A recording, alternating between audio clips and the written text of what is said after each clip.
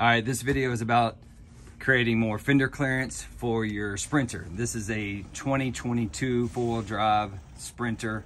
I just installed method wheels and Toyo tires that are 275/70/17, and putting the what you're looking at right now is the stock clearance with the stock mud flap, and it rubs naturally. It rubs right now, and it doesn't rub terribly, but it does kiss it.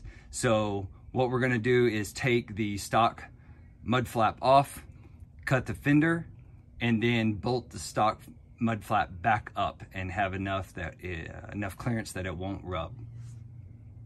All right, we have the stock mud flap off.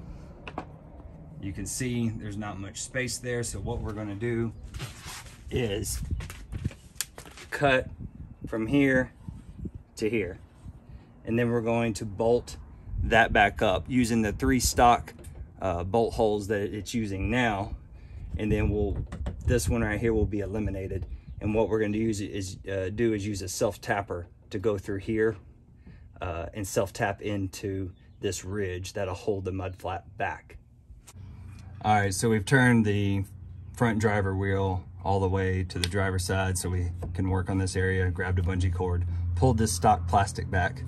What we want to do is now we want to remove this clip because that's going to be gone for good, and we put a piece of blue tape for our line from the top where this other bolt hole is down to where it would line up where this ridge is on the inside here. We're going to cut to there. We're not going to have to cut this material out.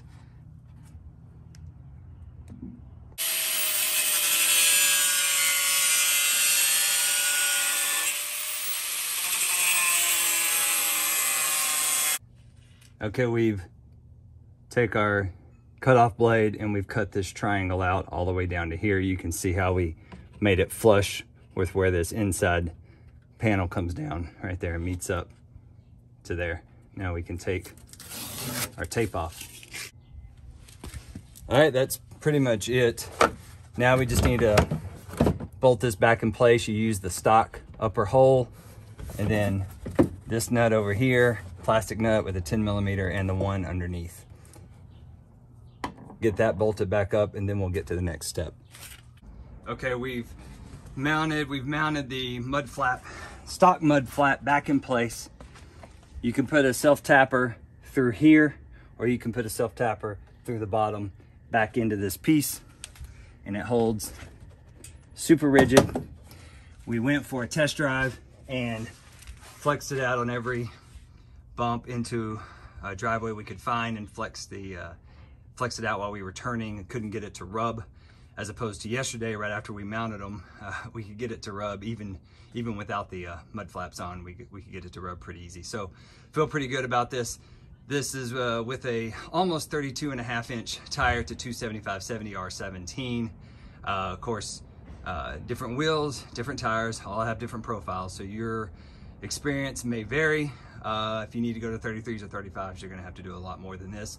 But this modification is free, so it'll help out anybody on 30, 31s, and 32s.